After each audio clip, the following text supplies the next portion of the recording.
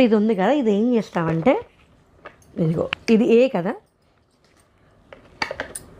అది చూసారా ఏ, అలాగే బి,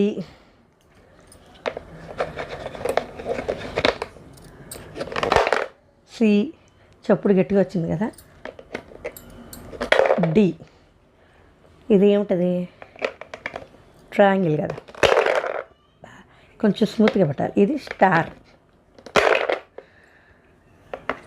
ఇది రాంబస్ కదా, స్క్వేరే, రాంబస్ స్క్వేర్ ఒకటే కదా,